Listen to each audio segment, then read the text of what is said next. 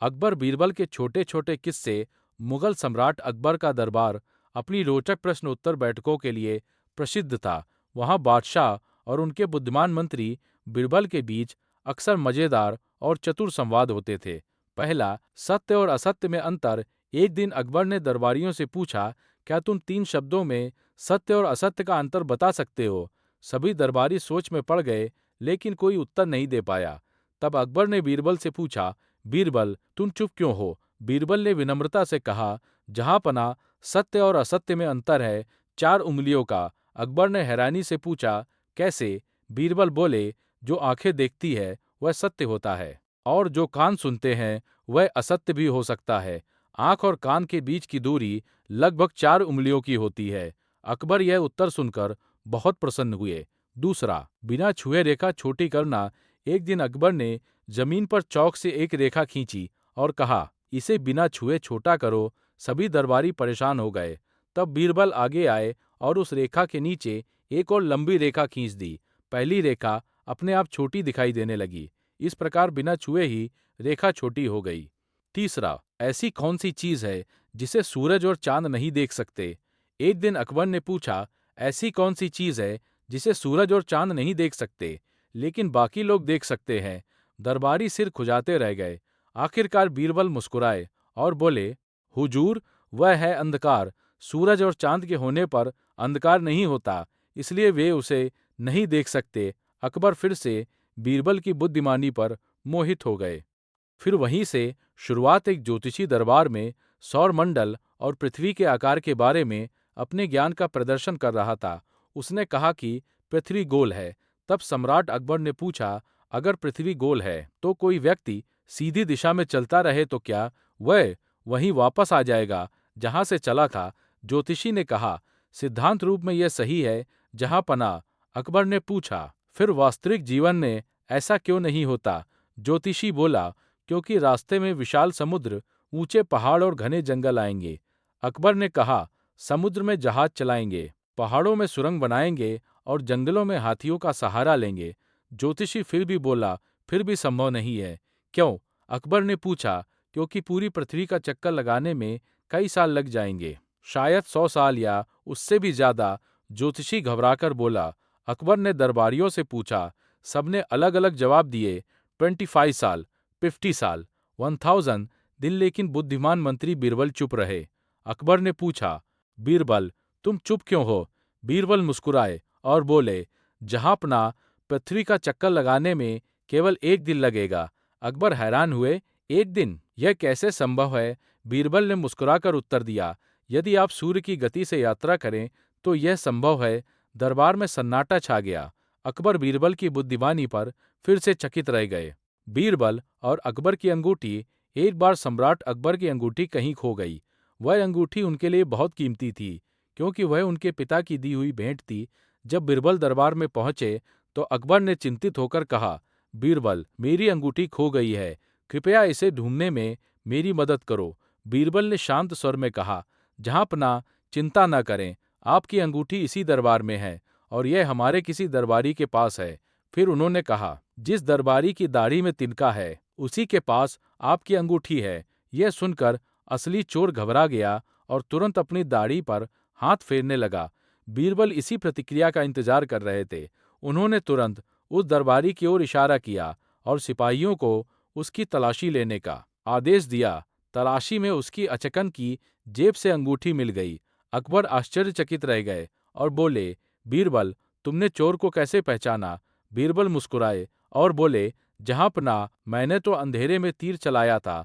दोषी व्यक्ति हमेशा डरता है और उसी डर ने उसे पकड़वा दिया। थोड़ा कम और थोड़ा ज्यादा।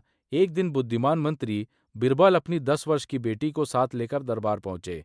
जब सम्राट अकबर ने उस छोटी बच्ची को देखा तो वे प्रसन्न हो गए। उन्होंने उसे अपने पास बुलाया और उसके लिए मिठाइयाँ और उपहार मंगवाए।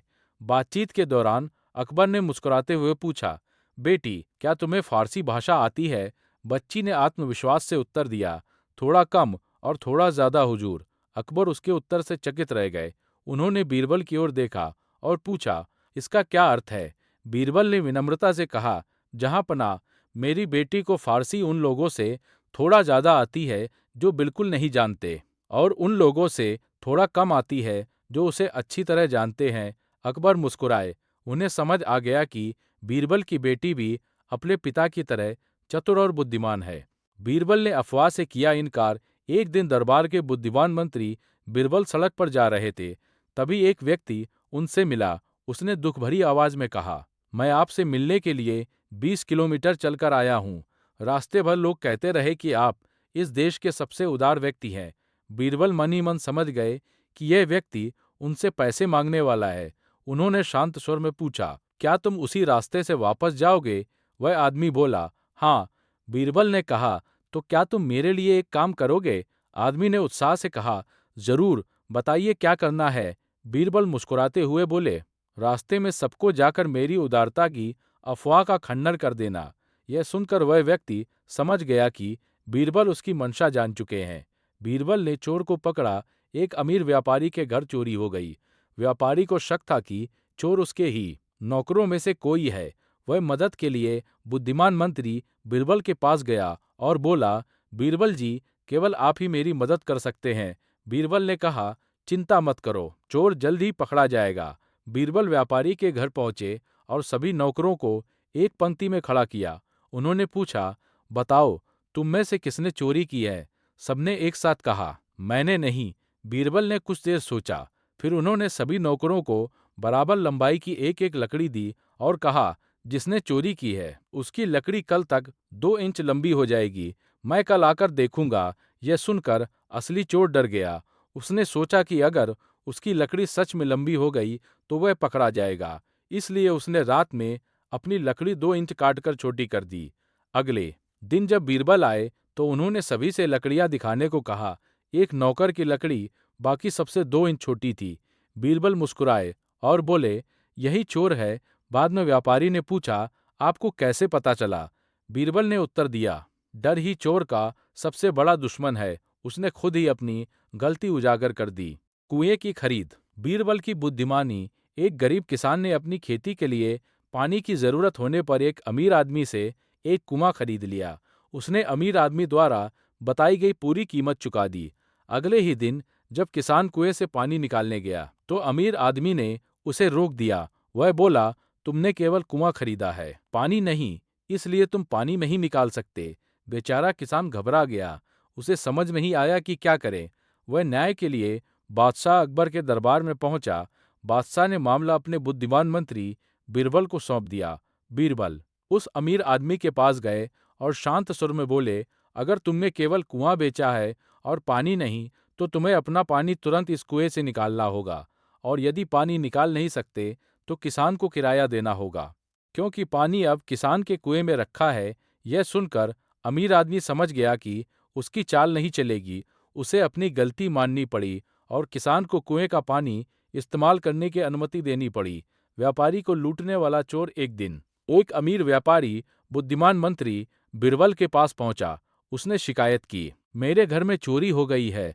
मुझे शक है कि मेरे ही नौकरों में से किसी ने यह चोरी की है।